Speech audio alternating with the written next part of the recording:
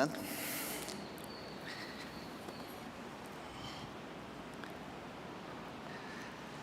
En algunos programas que sugieren para celebrar en estas fechas está esta práctica de leer las escrituras y cantar himnos, y básicamente es lo que hicimos hoy. Sintieron largas las lecturas, pero completas, ¿verdad? Y de alguna manera nos ayuda a nosotros a poder figurar esta historia maravillosa que los cristianos primitivos contaban de boca en boca. Antes que se escribieran, era la manera como se transmitía esta historia. De nuevo, hermanos, yo les invito a buscar en su Biblia la carta a los Hebreos. Estaremos trabajando un poco más sobre esta carta. De anoche ahí me quedé con el sentimiento que era demasiado el texto que teníamos que manejar, y así me fui con un sentimiento que no pude explayarme como debería. Será tal vez en alguna otra ocasión y de otra forma. Pero quisiera invitarles allí, hermanos, si tienen su Biblia, a hacer algunas observaciones de inicio, porque el escritor que tenemos frente a nosotros es un escritor muy particular. Por muchos años y de hecho siglos se sostuvo que el escritor de esta carta era el apóstol Pablo. Pero cuando uno lee las cartas de Pablo y luego lee esta carta, no tienen parecido, hermanos, de verdad, no tienen parecido. Incluso nuestro manual de la Iglesia de Nazareno, en el ritual de las bodas, incluía estas expresiones: estado honroso que nuestro Señor Jesucristo honró por hacer su primer milagro en Caná de Galilea, y que Pablo recomendaba, y no era Pablo, pues es Hebreos, pero en los últimos manuales cambiaron, ya no dice así, ya no es Pablo, es el escritor a los Hebreos. Y dije yo, bueno que lo cambiaron, porque este escritor, hermanos, de verdad es muy particular. Si tienen su Biblia, vayan conmigo ahí al capítulo 1 y vean el versículo 5. Dice así: porque a cuál de los ángeles dijo Dios jamás, mi hijo eres tú, yo te he engendrado hoy. Y luego vayan conmigo al versículo 13. Pues a cuál de los ángeles dijo Dios jamás, siéntate a mi diestra hasta que ponga tus enemigos por estrado de tus pies. ¿Escuchan las dos preguntas? Son iguales. ¿A cuál de los ángeles dijo Dios jamás? ¿A cuál de los ángeles dijo Dios jamás? Y dentro de estas dos preguntas encontramos pues estos 14 versículos que tenemos en el primer capítulo y que están como encerrados. Capítulo 2, versículos 1 al 4 es una exhortación, la primera exhortación de este escritor, pero en el versículo 5 regresa a la exposición, y es donde estaremos trabajando hoy. Capítulo 2, versículo 5, miren, escuchen: porque no sujetó a los ángeles el mundo venidero, acerca del cual estamos hablando. Y vayan al versículo 16, el capítulo 2, dice: porque ciertamente no socorrió a los ángeles, sino que socorrió a la descendencia de Abraham. ¿Lo notan? Los dos textos que son iguales, la manera como están escritos, y por supuesto estos versículos del 5 hasta el 18 están contenidos en esta segunda parte. Así es que tenemos una primera parte: ¿a cuál de los ángeles dijo Dios jamás? Y una segunda parte donde Dios no ha hecho gobernada por los ángeles. Esta segunda parte es la que nos va a llamar la atención.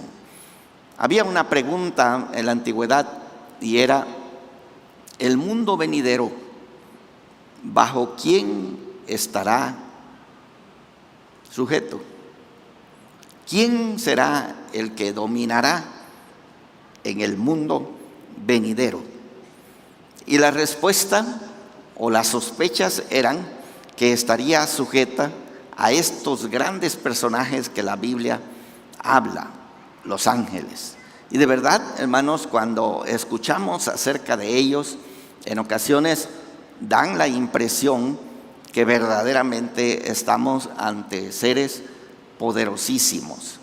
Pueden encontrarlo en la carta de Judas, cuando hay una disputa entre el arcángel Miguel y Satanás, y están disputando el cuerpo de Moisés.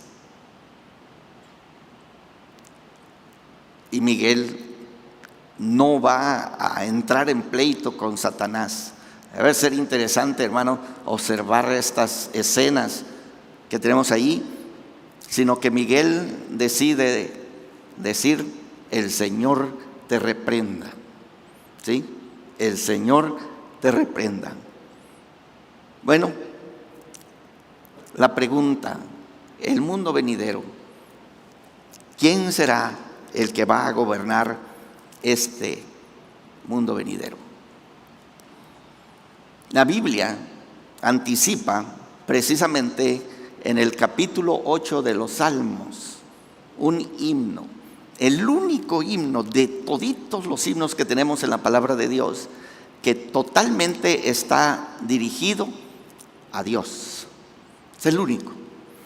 En general, parte está dirigida a Dios y parte va a hablar a su alrededor, como el Salmo 29, que habla con estos seres poderosos y les dice a los hijos de Elohim que tributen la gloria y el honor debido al nombre de Jehová de los ejércitos. Pero este himno, hermanos, que está totalmente dirigido a nuestro Dios, tiene en sus entrañas esta nota precisamente que nuestro Dios, que hizo a los seres humanos como menores a los ángeles, de acuerdo a la traducción griega, o menor que Elohim, de acuerdo al hebreo, estos seres humanos han recibido un reconocimiento muy especial de parte de nuestro Dios. Y entonces la respuesta que daría el capítulo 8 de Salmos sería: el mundo venidero estaría, y así con signo de interrogación, estaría sujeto a la humanidad, a los seres humanos. Pero entre el designio de Dios y la venida del mundo venidero sucedió un evento, y es la caída del ser humano. Y entonces nosotros, los seres humanos, perdimos esta gloria de ser los que reinaríamos en el mundo venidero. Y entonces la pregunta queda en el aire: ¿quién realmente va a dominar en este mundo venidero?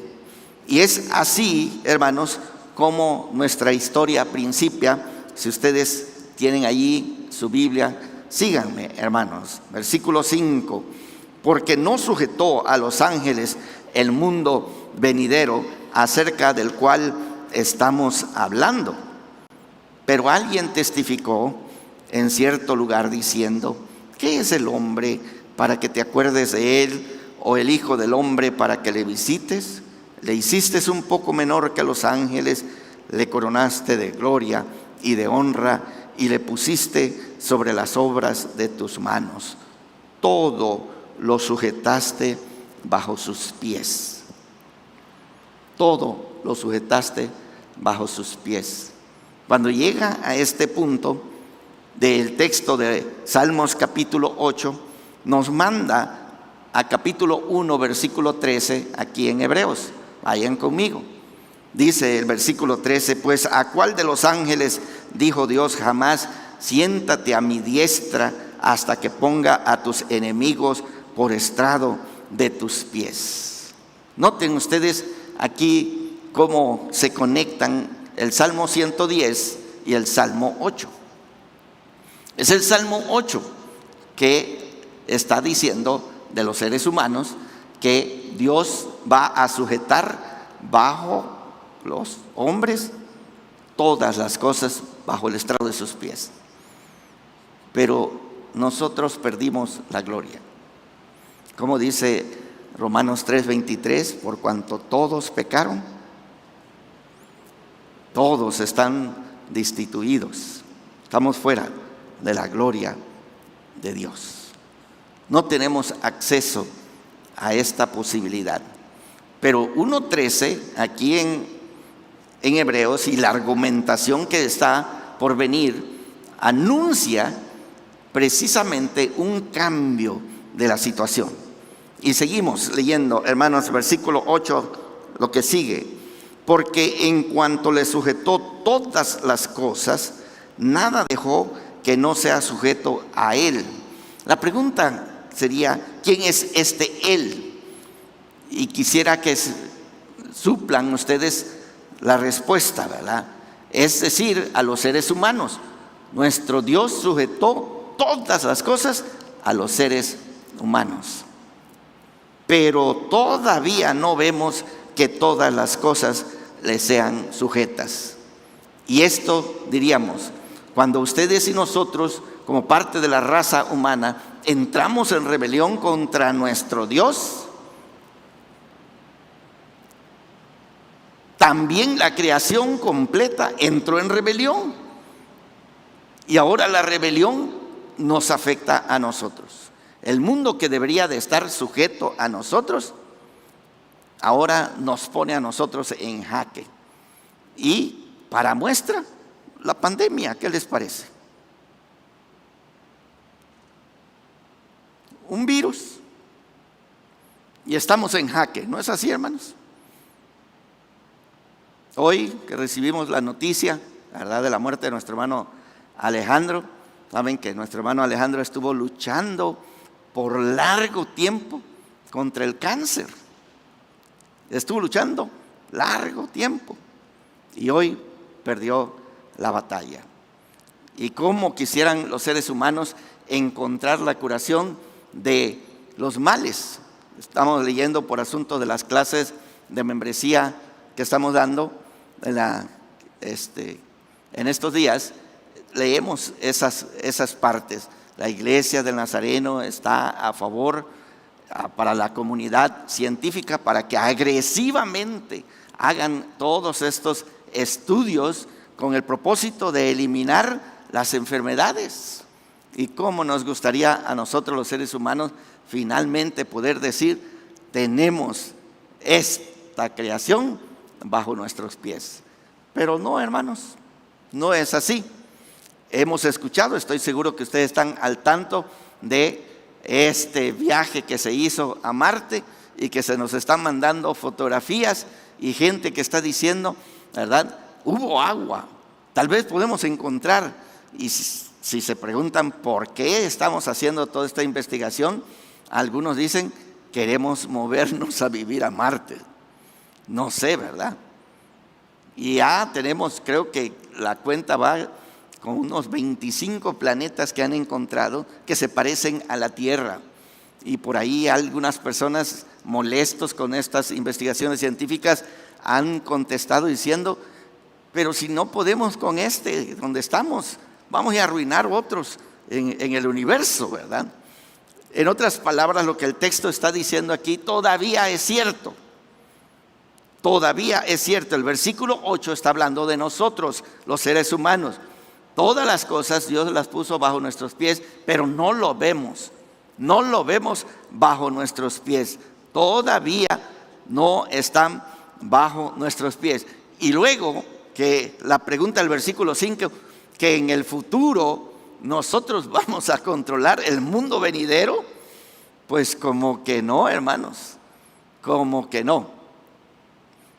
Pablo, escribiéndole a los hermanos de Corinto, capítulo 5, hay un hermano ahí que está cometiendo un pecado que ni entre los gentiles se menciona, dice el apóstol Pablo, y les dice: júntense y juzguen a este perverso.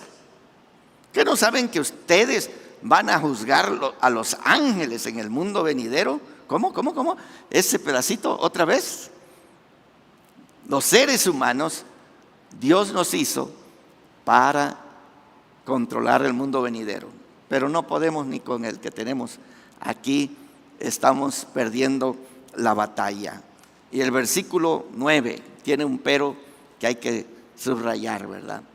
Pero vemos a aquel que fue hecho un poco menor que los ángeles, y finalmente aparece ese nombre: a Jesús.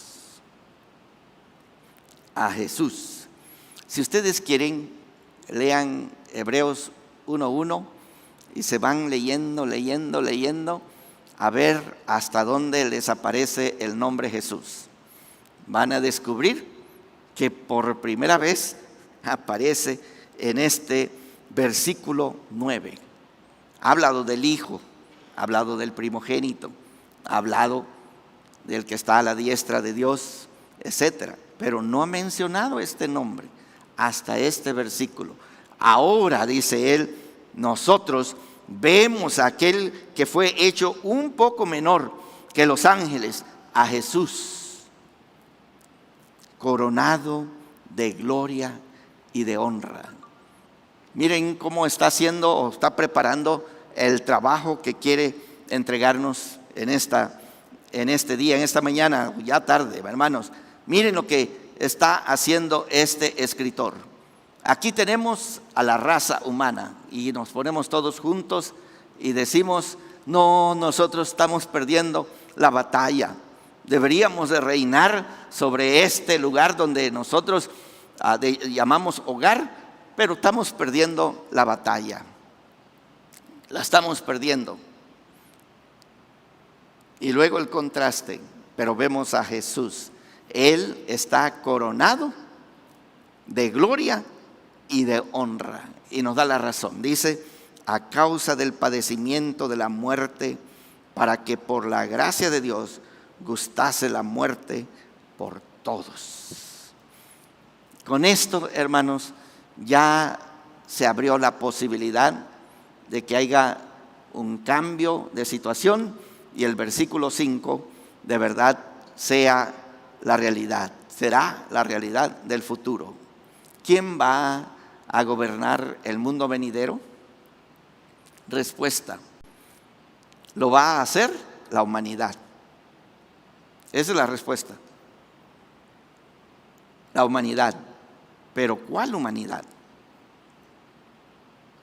Y ya nos va a hablar acerca de esa humanidad, pero primero nos habla de nuestro representante, Jesucristo. Él está coronado de gloria y de honra. Aparecen estas palabras y quisiera subrayárselas, hermanos. Esto es la manifestación de la gracia de Dios. Así dice el versículo 9: para que por la gracia de Dios. Este es un don inmerecido. Nosotros, hermanos, perdimos nuestra oportunidad. Perdimos nuestra oportunidad de haber sido coronados de honra y de gloria por nuestro Padre Celestial y haber estado en paz con todo el universo y reinando en el universo. Pero nuestra rebelión nos llevó al punto que hoy somos esclavos de la naturaleza. Pero nuestro Dios, hermano, que es rico en misericordia, por su gran amor con que nos amó, escribe Pablo, por su gracia nos dio a Jesucristo, nuestro representante. Y a eso nosotros debemos decir: gloria a Dios, gracias a Dios, que nos dio a Cristo Jesús. Él es ese gran pero que está aquí en este versículo 9. Seguimos, hermanos. Porque convenía a aquel por cuya causa son todas las cosas. ¿Qué les parece, hermano? Esto es un asunto de conveniencia. Convenía, dice. Convenía. Habría que preguntarse, hermanos, ¿cómo que convenía? ¿Qué es el plan de Dios? ¿Por qué nuestro Dios insiste que nosotros, los seres humanos, seamos los que dominemos a quien se va a sujetar el mundo venidero? ¿Cuál es la conveniencia? Tenemos eso, primero por la gracia y ahora es conveniente, dice el versículo 10. Sí, y por quien todas las cosas subsisten, que habiendo de llevar muchos hijos a la gloria, perfeccionase por aflicciones al autor de la salvación de ellos. Se introducen otros temas aquí que vale la pena a lo menos señalar brevemente. Primero, hermanos, el plan de Dios ahora con la caída del ser humano, que hay que tomarla en cuenta, no la podemos saltar, no la podemos ignorar, tenemos que enfrentarla. Nosotros no podemos hacer absolutamente nada con respecto a la caída, no la podemos cambiar, pero Dios, que es rico en misericordia, considera que de toda la raza humana es importante llevar a muchos hijos a la gloria. Caídos nosotros, todavía los planes de nuestro Dios son coronarnos a nosotros de honra y de gloria. Hermanos, Pablo, escribiéndole a los Efesios, dice que nosotros que hemos sido redimidos, que hemos sido elegidos, que hemos sido sellados, lo hace para la alabanza de su gloria. Aquí el escritor a los Hebreos habla de que este hijo ha de llevar a muchos hijos a la gloria. Pero para lograrlo era necesario perfeccionar a Jesucristo. Wow, necesitaba perfeccionarlo. ¿Y en qué consiste esta perfección? Dice el escritor también, es por afligirlo a Él. Él había de asumir aquellas cosas que nos afligen a nosotros para poder hacer este trueque, este cambio que está tratando de describir nuestro autor. Dice, perfeccionarlo por aflicciones al autor de la salvación de ellos. Entre las cosas que hemos oído hoy está esa nota pues del Getsemaní, donde el Señor está considerando la posibilidad de que si había otra forma de llegar al mismo fin. Y obviamente la respuesta divina es no, tendrás que ir a la cruz del Calvario. Y una vez el Señor acepta la voluntad de nuestro Dios, de ahí en adelante ya no titubea, sino que enfrenta. A mí me encantó escuchar la lectura de San Juan, cómo están las ironías profundas que se están llevando a cabo ahí. No uno, sino dos sumos sacerdotes se están enfrentando al sumo sacerdote de Dios. ¿Cómo lo ven? Si pudieran revivir a Anás y Caifás y pensar, y nosotros lo condenamos. Nosotros lo condenamos. O ese forcejeo de Pilato, que no sabes que yo tengo poder para mandarte a crucificar o para soltarte. Ninguna autoridad tiene, le dice el Señor, si no te fuera dada de arriba. Si hoy revivieran y escucharan la historia como nosotros la escuchamos, qué ironía, qué terrible lo que está sucediendo en este contexto. Pero sigamos adelante, versículo 11. Porque el que santifica Y los que son santificados, de uno son todos.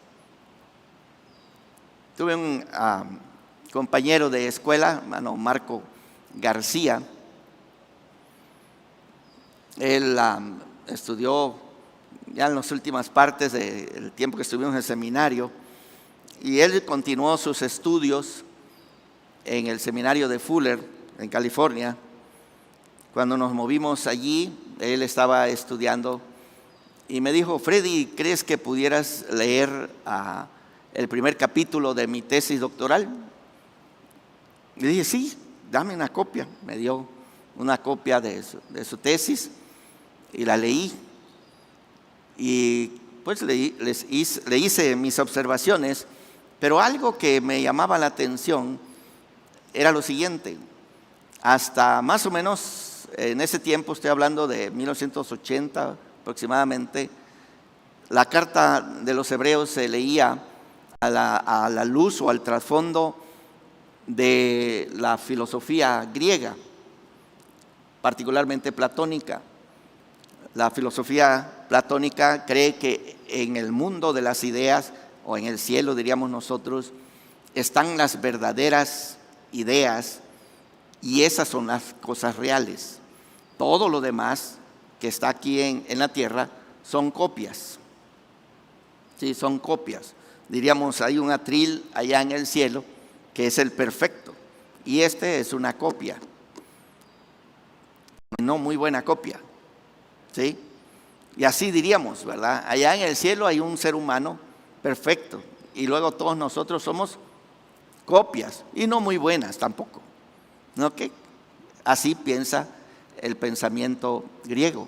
Pero Marco, en su escrito, estaba sugiriendo que la carta a los Hebreos podíamos leerla desde el punto de vista apocalíptico.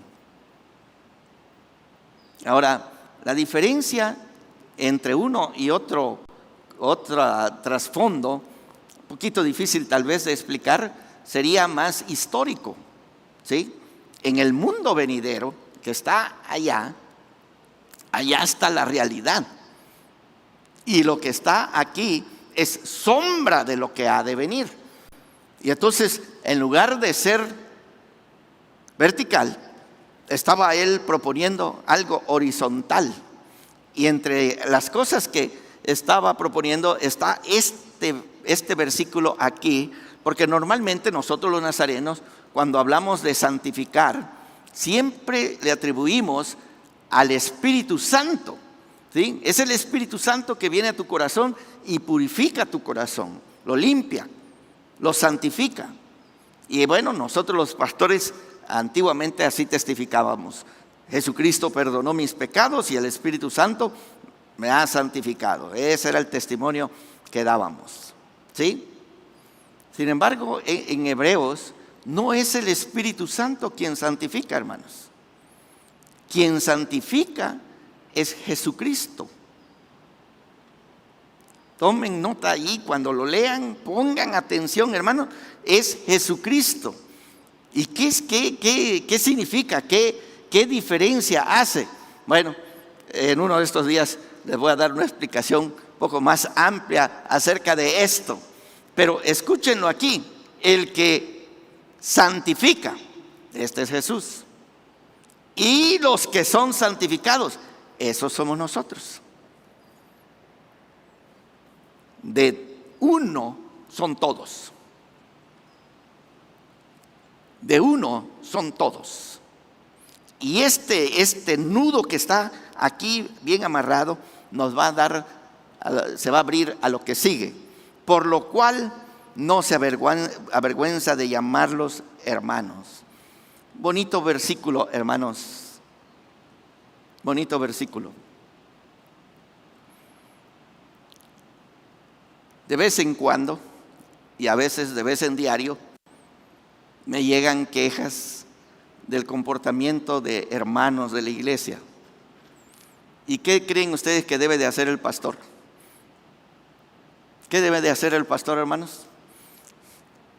Estábamos allá en Palenque, el hermano Johnny, estábamos en el retiro de parejas, el hermano Johnny trajo un grupo musical, música romántica, pues era retiro de matrimonios, música romántica, mientras cenábamos. Y un hermano nuevo de nuestra iglesia, estaba muy nuevo, demasiado nuevo, ¿verdad? Sacó a su esposa a bailar. Y estaba el hermano dando ahí, aprovechando la música, porque es un desperdicio, dicen los hermanos, ¿verdad? Estaba bailando y viene allí, y la hermana Anita y yo estamos sentados allí, medios coloraditos, ¿verdad? Mirando. Y me dice el hermano: pastor, saque a su esposa a bailar. ¿Sí? Yo creo que si le hubiera hecho la propuesta a la hermana Anita, me hubiera dicho: sí, claro que sí. Pero bueno, tantito más adelante vino una hermana del grupo que estábamos allí, y vino y me dijo: pastor, le vamos a decir a la junta de la iglesia. Qué bueno que era la junta de la iglesia y no la junta consultora, ¿verdad? Me hubieran pedido mis credenciales. Uno se pone rojo. Pastor, ¿ya supo de fulano de tal? ¿Ya supo de fulano de tal? Ay, sí. Ay, yo quisiera esos momentos de decir: no soy el pastor, el hermano Samuel, él es el pastor. Sí, porque así hago con algunos indigentes. Llegaba un cieguito y no estoy seguro que no miraba. Me venía caminando y me decía: pastor. Le digo: ¿andas buscando al pastor? Sí. Le digo: ahorita le voy a hablar. No, usted es, me decía. Usted es el pastor. Bueno, ni modos, ¿verdad? No me podía escapar. Pero ¿qué les parece lo que tenemos aquí? Por favor, hermanos, yo les invito a que abracen el texto y digan: este texto es mío. Porque Jesucristo no se avergüenza de llamarnos hermanos. Otra vez, hermanos.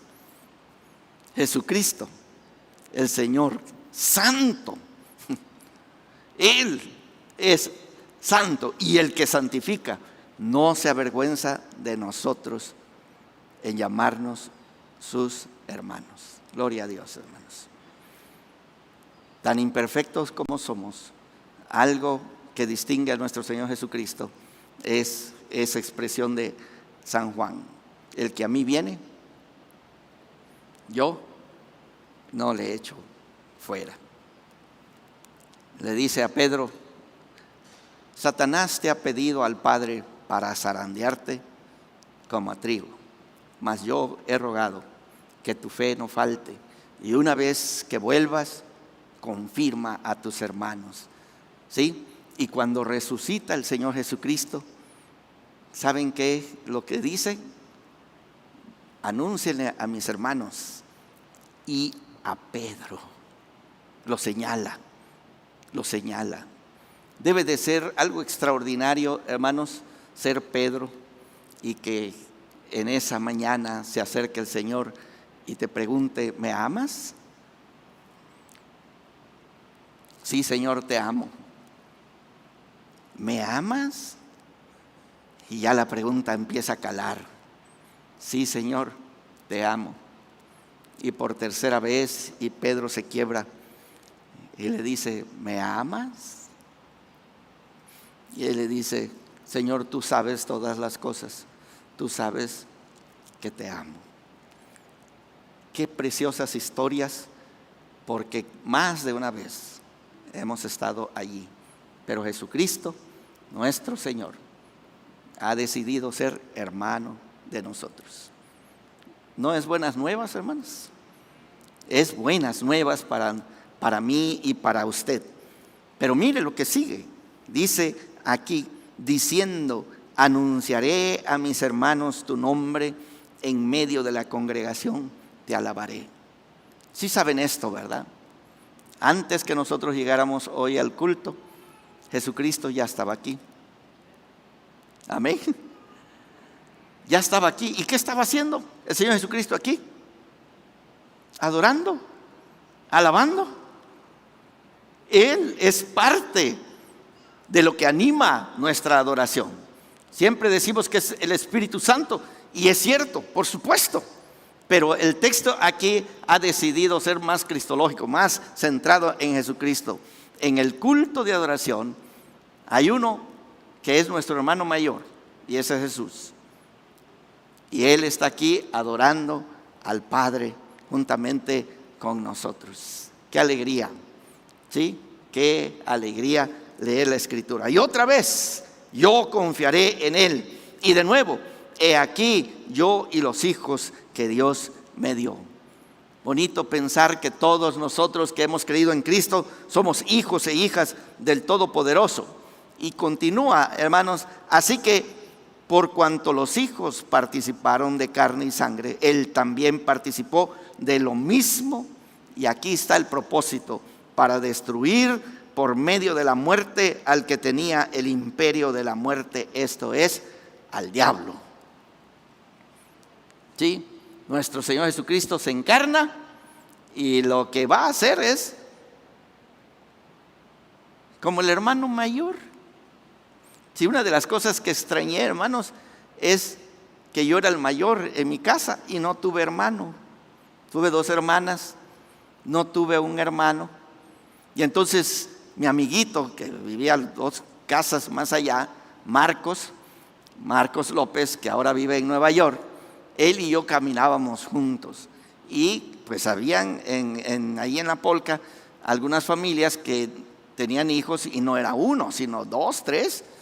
Y allá enfrente, porque tenía que pasar allí para ir a comprar a la tienda, había uno, Miguel, que era un año mayor que yo. Pero él tenía hermanos mayores. Y no sé, hacían como pandillita y me intimidaban. Un día me dijo: mírale el brazo a Miguel. Y miré el brazo de Miguel. Si ustedes miran el mío, está pelón, soy lampiño. Pero el Miguel tenía vello, bastante velloso, peludo. Y yo vi el cabello de Miguel, su brazo, y estaban güeritos. ¿Sí? Y dijo: es que le estoy dando vitaminas para que te pegue. La señora, la mamá de Miguel, y yo, pues me intimidaban. De verdad me intimidaban. Y si iba hacia el otro lado, allá estaban primos. Nosotros les apodábamos los garrobos, pero eran plebe, hermanos, y esos sacaban machete. Entonces, para donde quiera que yo fuera, era solo. Y entonces cuando se me pegaba Marcos, era una ayuda. Y lo que me animaba mucho de Marcos era zurdo.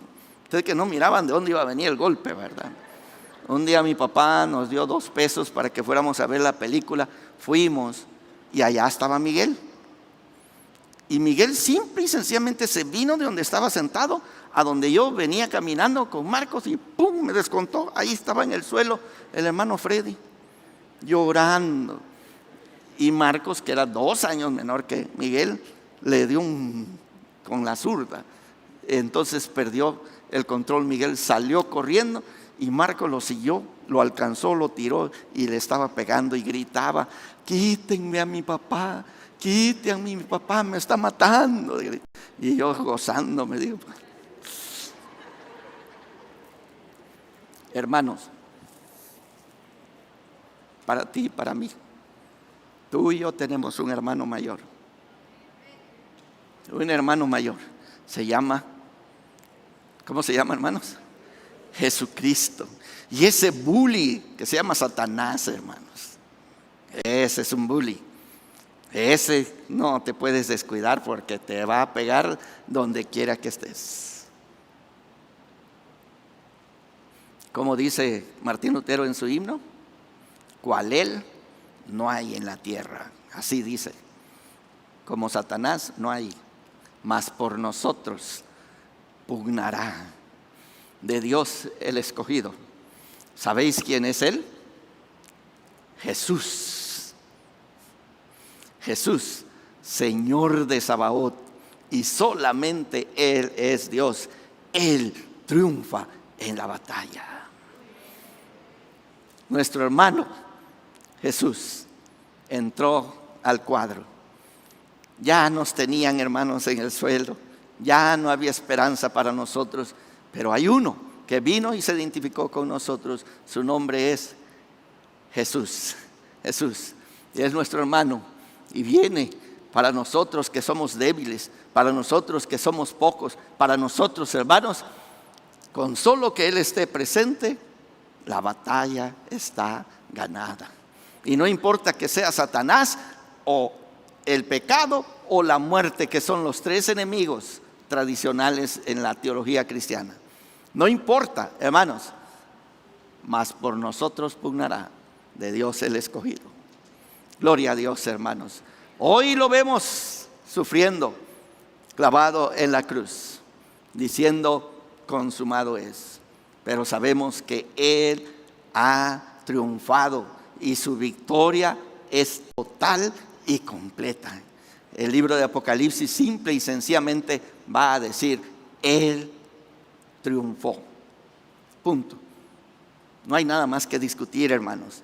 No hay nada más que discutir. Y entonces dice: librar a todos los que por el temor de la muerte estaban durante toda la vida sujetos a servidumbre.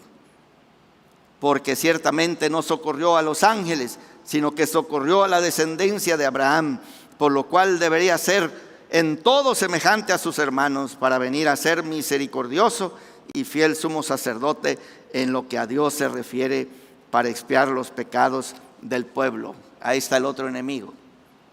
Ahí están los tres: el diablo, la muerte y ahora el pecado.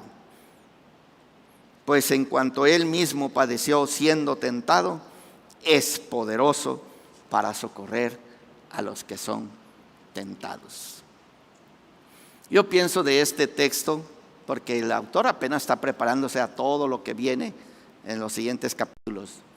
Yo creo que el autor, hermanos, está tocando fibras muy particulares, muy profundas de las necesidades que nosotros tenemos. De verdad. ¿Alguna vez se ha deprimido, hermano?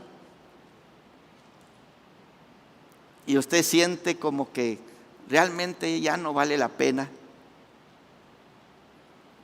Y el diablo le encantaría que usted y yo llegáramos a ese estado y que ahí quedáramos permanentemente.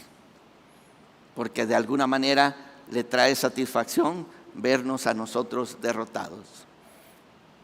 Pero así como el Salmo 23 habla de Jehová: aunque ande en valle de sombra de muerte, no temeré mal alguno, porque tú estarás conmigo, tu vara y tu cayado me infundirán aliento. Este Jesús ha venido, se ha identificado con nosotros, no se avergüenza de que Él es nuestro hermano mayor y ha venido para defendernos, y no solamente para defendernos, pero también para librarnos de Satanás, de la muerte, del pecado, y llevarnos a la gloria. El futuro del pueblo de Dios es dominar el mundo venidero, pero no lo hacemos porque nosotros en algún punto ganamos la batalla. No, hermano, lo lograremos porque Jesús ya logró la victoria en la cruz del Calvario y en el día de la resurrección.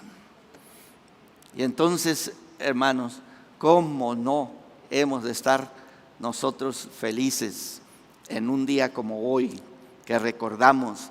Parece que le están ganando, ¿verdad? ¿Que esa es la impresión? Que en la cruz le están ganando al Señor Jesucristo. Como que el Señor Jesucristo está diciendo: peguen con todo lo que puedan, con todas sus fuerzas, denle hasta donde ustedes estén felices. Pero el tercer día voy a regresar. Y hermanos, esa es la victoria de la que nosotros participamos por la fe en el día de hoy. Gloria a Dios, hermanos. Gloria a Dios. Señor les bendiga en esta